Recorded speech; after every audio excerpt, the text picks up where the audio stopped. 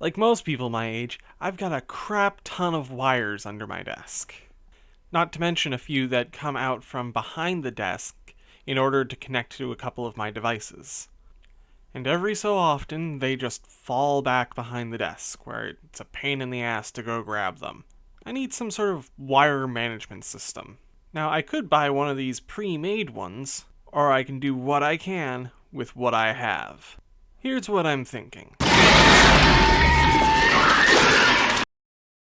I want a graboid on the back of my desk with wires coming out of its mouth instead of snakes.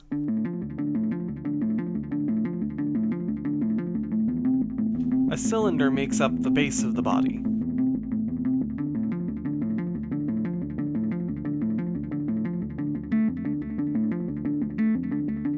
Some toruses make up the belly folds.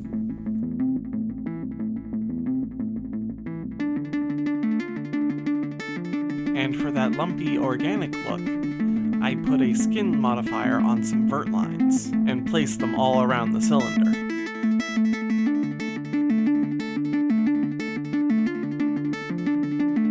The head, or rather that beak thing at the front of the body that we're going to call a head, is likewise a cylinder that's been cracked open. An extrusion here, an edge loop there, and a moved vertice makes it sort of head-shaped. But what really sells it is the subdivision surface. This is simply the blocking stage. I'm using very simple shapes that I will sculpt and refine later down the line. Honestly, creating the basic outline of the shape of what I'm making, like I am doing here, is probably the most important step with making a complicated project. I don't know what to call these jaw things, and I don't know where these Precambrian dirt dragons fall on the Tree of Life. So, for the sake of simplicity, I'm just going to call them mandibles. Also, I just like saying the word mandible. Mandible. The beak and the mandibles need to interlock just so in order to look right.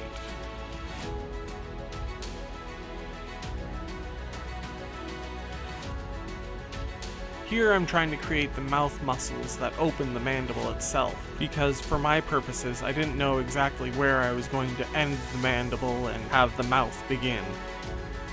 The biggest advantage about doing this in Blender as opposed to real life is Ctrl-Z. The second biggest advantage is copies. And Blender has a wonderful copying tool. The copies are linked, so I can have one sitting on a flat plane and another copy lined up with the rest of the graboid body. And whatever I do to one copy happens to the other. I can see how all the pieces fit, both together and separately. At this point, I remembered to add a mouth. And is it just me, or does that kind of look like an anus? I prefer we keep this to ourselves.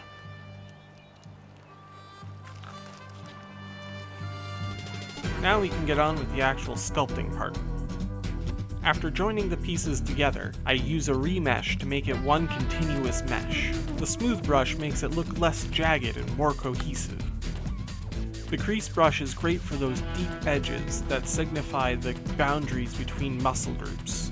And we want it to have a lot of musculature, otherwise it'll just sort of look like a big potato. Fun fact, graboids are known as Nevadan potatoes. True story. And the layer strip tool can be used to make it look more dynamic. Hardcore Tremors fans will notice that I'm making the North American gabloid. They're called graboids. I'm doing this for two reasons. The original Tremors is just one of my favorite monster movies ever. I love the thought that was put into them, and I love the practical effects. Oh my god, the practical effects. I don't hate the African graboid design, but the original just feels more organic and real, and it has nothing to do with the fact that the North American graboid is so much easier to make. Now the mandibles don't need muscles, they're just solid masses of something. so I tried to sculpt in a sort of keratin insect skeletal look. I kept adding a rib-like texture to everything, partly because it was in the reference material, but also because I just thought it looked good. I don't know how this hole got here. Let's plug that up. Then I did a pass with the scrape brush.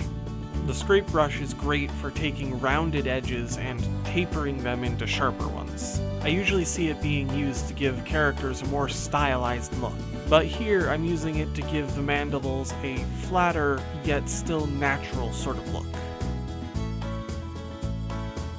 That's one mandible done. We killed it! You got that? We killed that mother humper! Come back!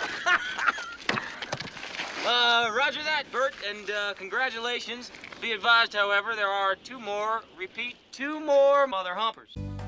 The process for the side mandibles is pretty much the same. Layer strips to fill out the shape, the crease brush to give it an edge, and the scrape tool to give it tone.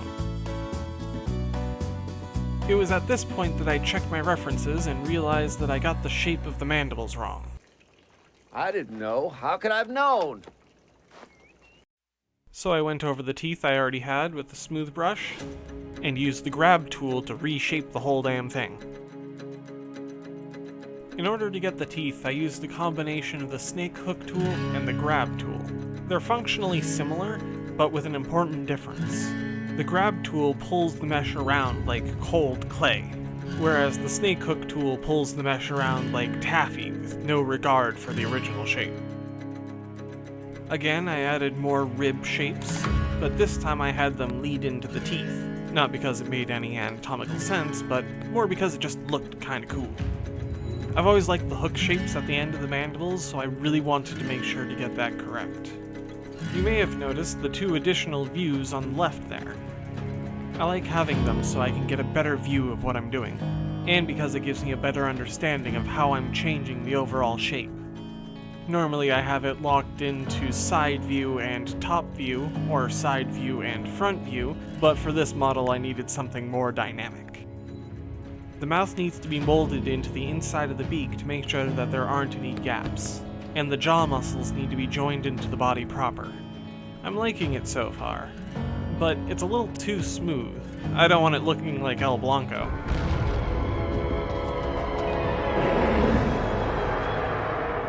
Call me Ishmael. But before that, I'm going to do some retopology to make my life easier. Topology is a fancy term for how the polygons make the overall shape of the mesh. Ideally, you want your topology to be clean and even. In this case, I am taking a blocky, but more even mesh and putting it over my original sculpt, then subdividing and shrink wrapping to get a copy. Then I'll use the multi-resolution modifier on it, which causes me a little bit of grief later, but it makes a lot of the other parts leading up to that grief much easier. The multi-resolution modifier allows you to have high polygon meshes with lower polygon versions, and you can step back and forth between the two without destroying any of your overall detail. It also means you can do a lot of your editing with the low poly version, which reduces lag. I want to use the multi-res modifier in order to add a lot of very fine details, and for that, I need a special tool. Nothing to worry about. Because for once, I have the proper tool at hand. Blender has a variety of built-in brush tools, but you can also make your own. I learned about this feature a long time ago, but I never actually tried it myself until now. I honestly didn't see the potential until I watched a video from North of the Border where he made a rolling pin texturing tool for one of his clay builds, and I thought, I can do that. Therefore, in order to give the graboid some bumpy skin, I made my own bumpy skin texture.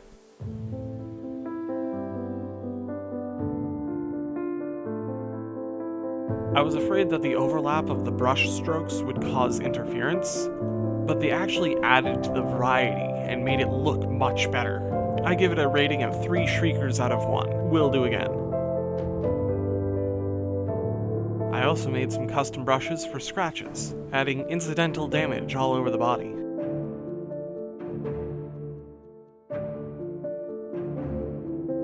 originally made the scratch brushes for the damage to the beak, which are covered in chips and scratches from all the rocks that the graboid has to plow through.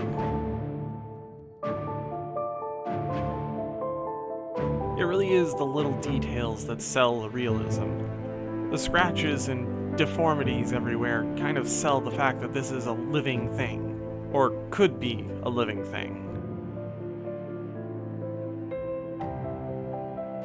Now, I could just set the graboid down on my desk, but the thing is, it's taller than it is wide, which means it would just fall over all the time, especially with the wires inside pulling at it. Partly for stability, and also for the look of the thing, I decided to add some ground from which the graboid would be emerging. I took a basic mesh and damaged it and deformed it and sculpted it until it looked something like rock or earth. Then I just kept making copies of it. After they're all joined together, I do some additional sculpting in order to add to the variation. Lastly, I pulled the inside outwards, in the hopes of giving the appearance that the graboid was coming through, rather than just sitting on. I created a new rock, but left this one more simple and rock-like. By changing the rotation, scale, and position, I can make it look like I'm not just copying the same thing over and over again, in the hopes that nobody ever realizes just how lazy I am. After that comes the question of how am I gonna fit this on my desk? I got a goddamn plan! Now, my desk doesn't have an abundance of space. I need it to fit within a certain set of measurements. But the graboid isn't exactly a uniform shape. How do I know it'll fit?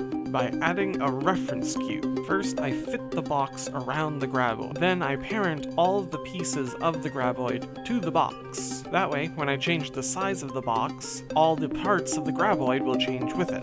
So if the box is the right size, so will the graboid. The box is also a convenient way of cutting the graboid in the ground so that the bottom sits flat on the desk.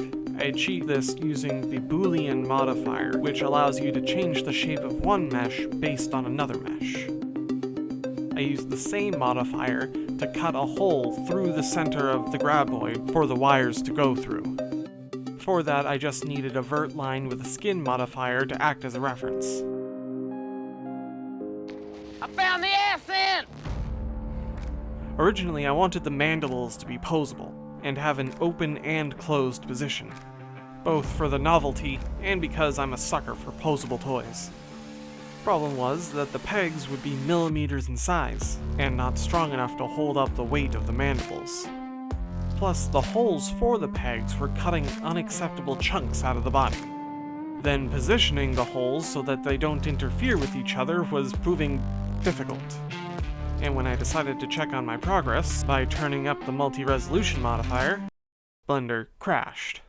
Maybe I'll get back to that later. And I thought, to make it easier on the print, I'll cut it into sections that can be fitted together after the fact. Since the shrink wrap can work while the multi-resolution modifier is still on a lower setting, I thought maybe the Boolean modifier would also be able to. But as you can see, the multi-resolution modifier doesn't play well with others. In order to get the cuts to work right, I had to fully apply the multi-resolution modifier and make the changes permanent. This means lag. Not to mention that applying the multi-res and then cutting it itself took a long time, and therefore I opted not to record myself doing that. I feel I was denied critical, need-to-know information. Fine, if you must know, here's an example. I made a mesh shape to act as the cutout. Then I duplicated the part of the body I needed to cut. I used the cutout to make the shape of the cutout. Then a copy of the cutout, made slightly smaller so it can fit inside, is used to make the body part into the shape of the cutout. I present to you the Boolean process at 2 times speed. Now, you might ask, now that the parts are smaller, why don't I try doing the pegs again? Fuck you!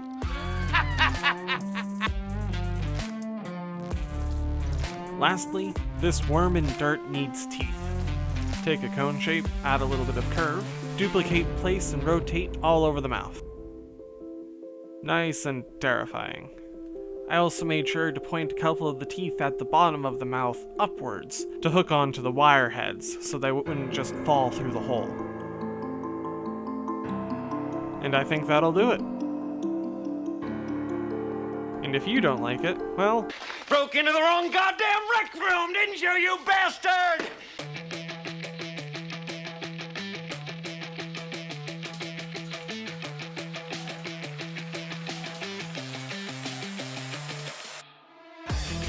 it all printed without a hitch. Maybe one hitch.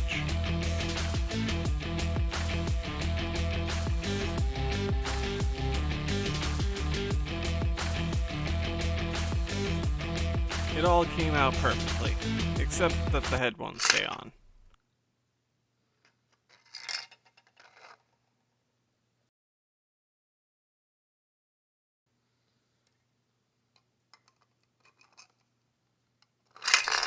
God damn it. I didn't know! How could I have known? Nothing some super glue can't fix.